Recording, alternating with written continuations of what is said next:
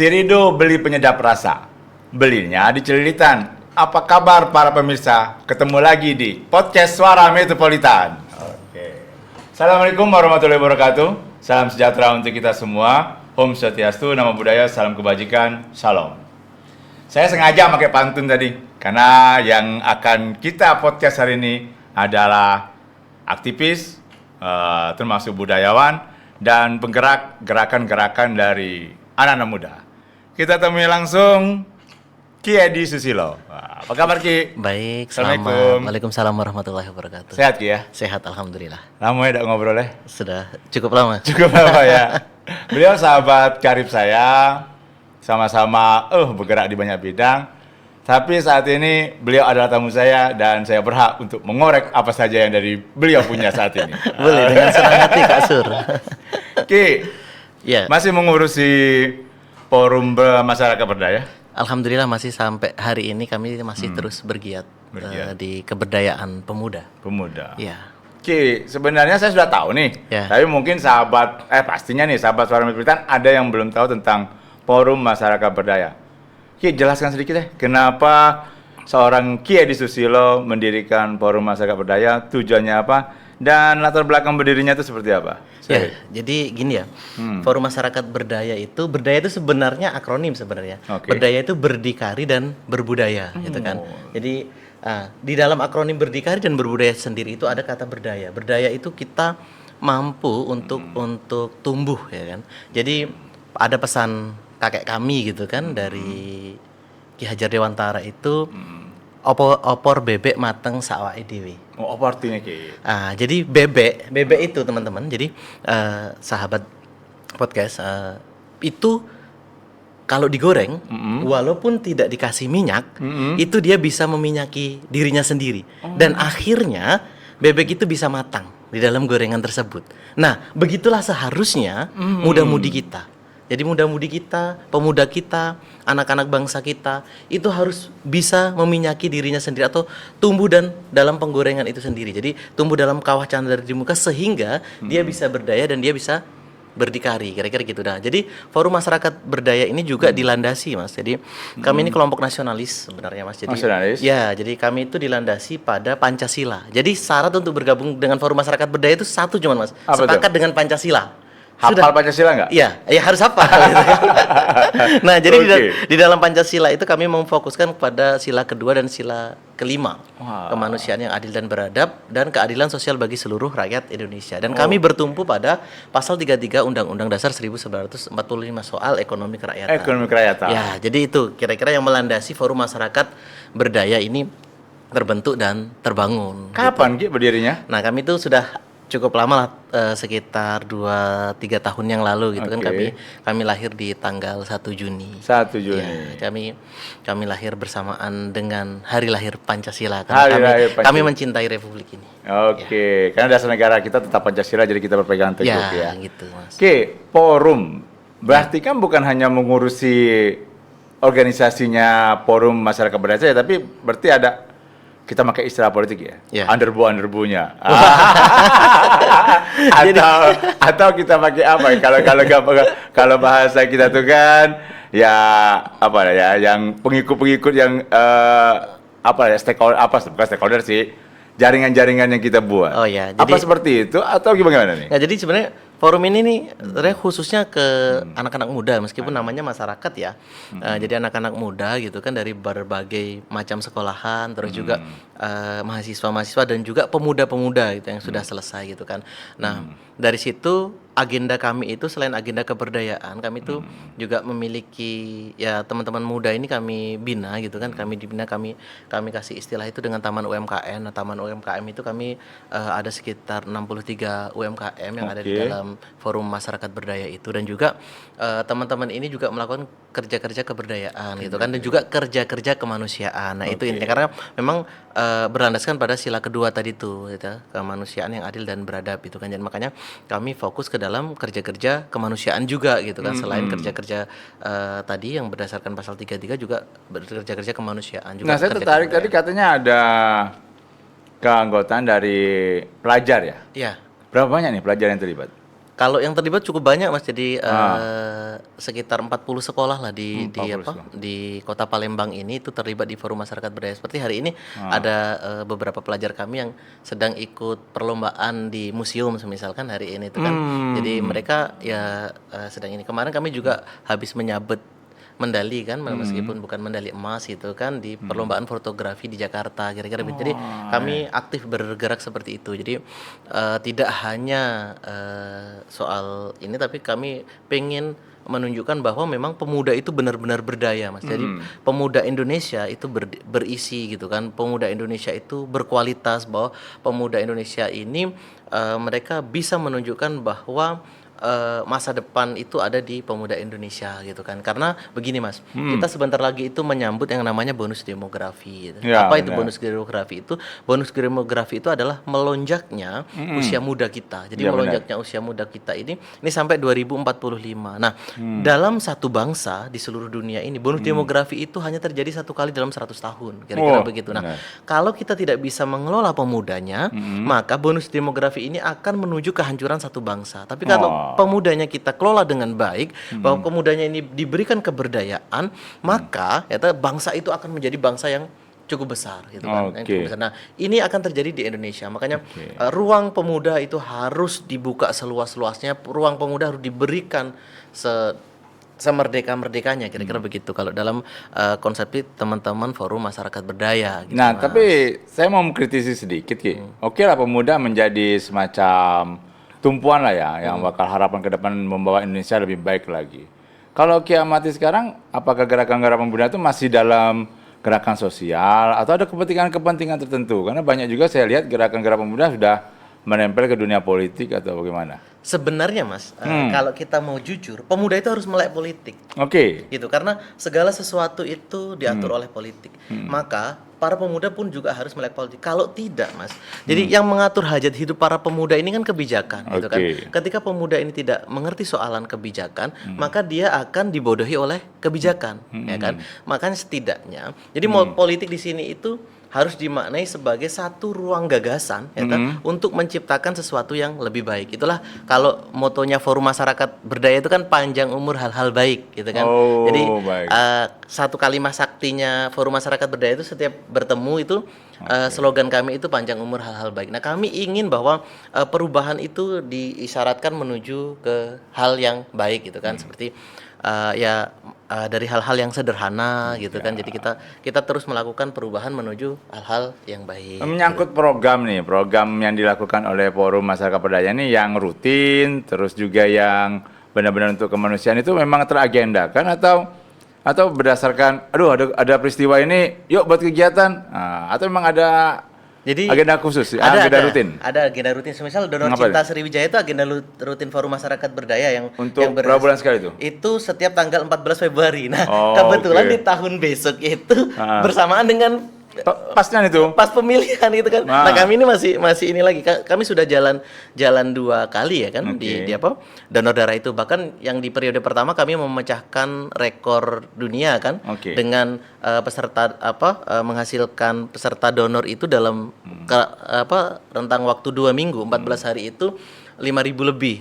Sebenarnya tepatnya itu 6.700 sekian pendonor yang mendonorkan darahnya untuk masyarakat di Sumatera Selatan. Itu merupakan donor darah terbesar di Indonesia dalam sepanjang sejarah donor darah. Itu salah satu agenda rutin. Terus ada juga agenda bersih-bersih sampah itu kan, itu per 2 mingguan itu kan. Jadi kita melakukan bersih-bersih sampah gitu Kalau kan. untuk pelatihan, untuk kekaryaan, 1 minggu itu ada nggak kegiatan yang dilakukan? Ada, jadi kami punya diskusi tuh? ceria namanya. Apa tuh? Gimana tuh? Diskusi ceria itu ya kami berdiskusi apapun. Kadang kami mengisi soal keberdayaan, kadang juga soal-soalan umum gitu kan, soal isu-isu yang sedang hangat kayak gitu. Jadi ada diskusi ceria. Nah, itu dilakukan setiap malam Rabu, Kak. Kalau istilah kami itu rebuan ceria. Rebuan ceria ya? Jadi Oke. kami punya rebuan ceria kayak Itu di gitu, tempat Mas. khusus atau bisa di mana saja? Kami lebih sering di taman-taman. Taman kota? Iya, di taman kota, Ruang karena publik? kami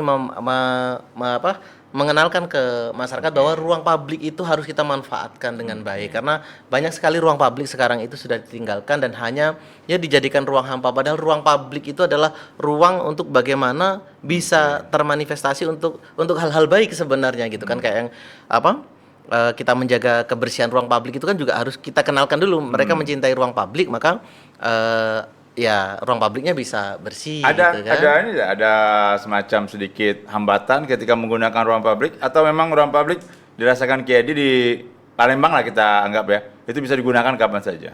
Ya, kalau selama ini kami tidak terlalu banyak hambatan ya untuk memanfaatkan ruang-ruang publik di Kota Palembang ini, dan alhamdulillah terima kasih juga kepada pemerintah Kota Palembang karena ketika kami memanfaatkan ruang-ruang publik juga kami tidak mendapatkan ya hambatan yang cukup berarti gitu kan. Memang tapi itulah yang sebenarnya dibutuhkan oleh teman-teman pemuda dalam kerangka gerakan keberdayaan. Nah, ini kan Kiedi kan mengumpulkan organ-organ pemuda yang otomatis berbeda sebenarnya dalam sisi gerakan mereka kan. Mungkin ada yang pencinta alam, ada yang seni, terus juga ada yang mungkin gerakan sosial. Ketika menggabungkannya dalam satu gerakan, ada trik khusus nggak sih? Ini. Sebenarnya ada, Mas. Apa gimana Ada. gitu? Jadi gini loh, rata-rata manusia itu kan punya karakter khusus ya, diapresiasi. Nah, kita beri ruang apresiasi kepada siapapun anak-anak muda kita. Selama ini kadang kesalahan terbesar kita itu adalah ketika pemuda bergerak, ketika anak-anak muda mulai bertumbuh gitu kan, itu ini apa? Selalu dijatuhkan. Jadi gini Mas, ada filosofi Mas. Jadi ketika kita memandang bunga mawar, jangan pandang durinya. Karena ketika kita memandang durinya, maka kita akan membayangkan tempat pembakaran. Maka pandanglah bunganya, sehingga kita akan selalu berpikir positif. Nah, itulah cerminan anak muda yang akan berkembang. Ketika kita melihat anak muda ini muncul, kita memandang seperti memandang duri bunga mawar tadi, kita akan membayangkan pembakaran. Ya, kita akan akhirnya akan menyisihkan anak-anak muda. Padahal anak muda ini adalah aset bangsa.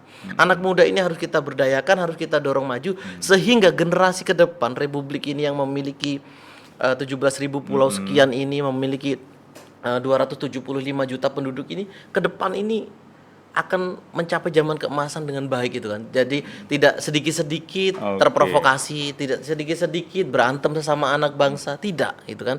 Karena kita harus memandang para pemuda ini seperti kita memandang bunga mawar tadi itu. Makanya kalau Kak Surono sering saya ngirim chat gitu kan, kirim bunga mawar itu kan. Sebenarnya itu ada filosofinya gitu kan. Bahwa mawar merah itu ada filosofinya itu, karena kita harus memandang itu sebagai bunga gitu kan. Oh, saya pikir pas ngirim stiker bunga mawar itu cinta dengan saya gitu. Tidak, itu ada pesan tersirat yang kita sampaikan kepada khalayak, kepada publik gitu kan.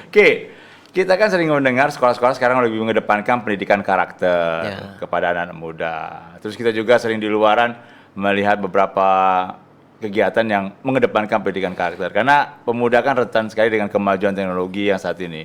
Ya kita tahulah banyak sekali hal-hal negatif yang berasal dari kemajuan, walaupun banyak hal positif.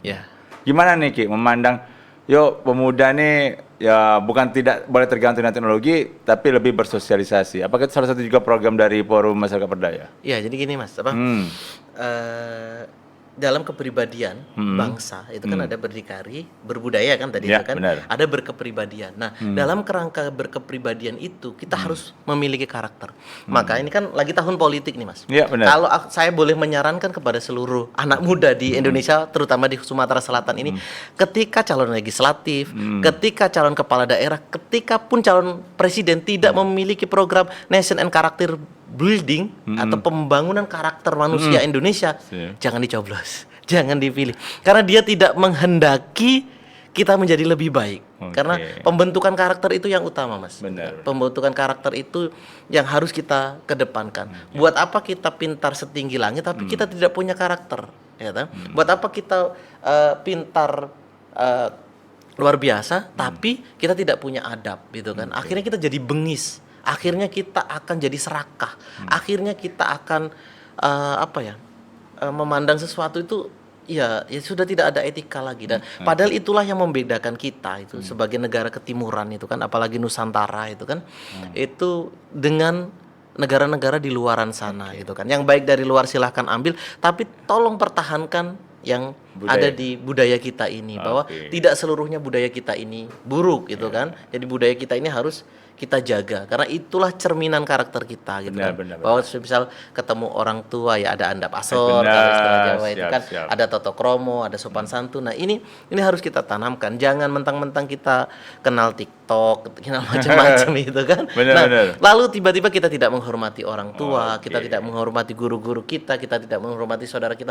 Itulah sebenarnya cikal bakal kehancuran kita. Karena nation and character building itu jadi satu hal pokok, pondasi, ya kan? Tidak semua orang mau ngurusin ini, Mas. Jujur Benar, saja, karena benar. yang ngurusi soal karakter, pembenahan karakter dan lain Oh, sebagainya yes. itu yang nggak ada untung profitnya, untungnya untuk masa depan kita. Benar, gitu benar. kan. Untungnya Bukan untuk sekarang kita rasakan, Iya, Ki, bukan ya? untuk anak cucu kita. Benar, Bagaimana benar.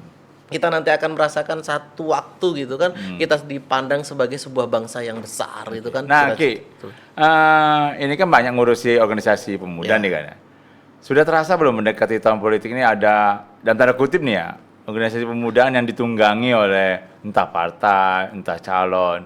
Dan bagaimana sih menyikapi organ-organ seperti ini di pemudaan? Nah, jadi Gimana? itu tadi Mas filternya, Mas. Jadi boleh kalian masuk ke kami, tapi kalian harus ada gagasan gitu loh. Oke. Iya, buat apa kalian cuma masang banner di pinggir jalan sebanyak-banyak ide itu tapi tidak punya gagasan gitu. Gagasan kalian untuk kami apa? Itu kan. Oke. Kalau kata teman saya itu namanya Babe Hirlan itu beliau yang ngurusi hotel di Kota Palembang ini, kalau kamu tidak mau kotor ya kamu jangan buang sampah. Kalau Oke. kamu buang sampah berarti kamu harus bisa bersihkan sampah, minimal ada gagasan membersihkan sampah contohnya kan, benar, kira-kira benar. begitu. Jadi ya kita harus clear gitu. Kalau datang gitu kan, ya harus punya gagasan. Benar, Kalau benar. cuman pasang senyum, hai di Oke. pinggir-pinggir jalan, Oke. hai, buat apa? Kita Nah, cuma Ki, ini ada beberapa pertanyaan dari teman-teman nih, Ki.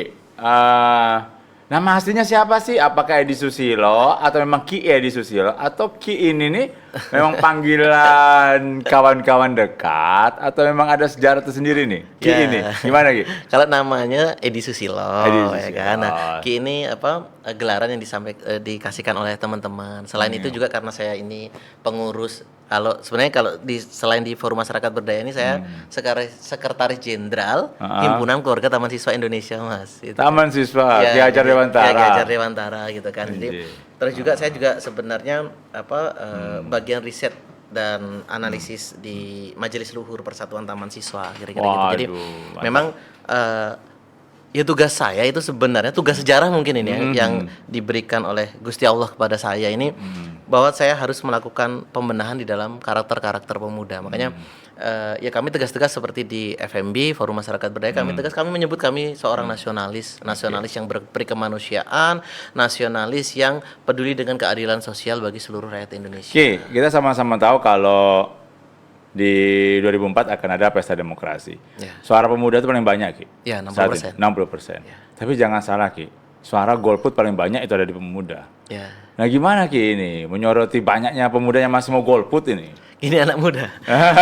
Anak muda harus bersikap. Harus bersikap. Nasib bangsa itu ditentukan oleh kaum muda. Ketika kaum muda alpa, tetap sah itu. Misal gini nih, angka golputnya 70%. Iya. Ya toh? Yang nyoblos 30%. Padahal pemuda ini sudah tahu ini yang benar, ini yang salah. Yang 30%-nya yang nyoblos tadi tetap sah. Tetap sah.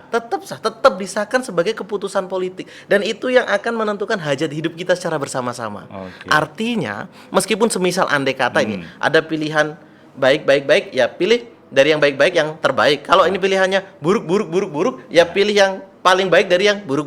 Jadi tetap harus memilih, karena roda ke depan Republik ini ditentukan oleh kebijakan. Nah, makanya karena ini ditentukan oleh kebijakan, ya kita ini sama-sama melek, kita cari track recordnya. Semisal ada si A gitu kan, track benar. recordnya apa ya kita cari track record. Kita track cari si A. tahu ya. Kita cari tahu track record si A ini apa Oke. sehingga kita tidak terkecoh dengan Photoshop gitu Benar. kan, atau Canva gitu kan. Karena rata-rata wajahnya bagus-bagus itu. Benar. Senyumnya ini, semuanya tagline-nya merakyat.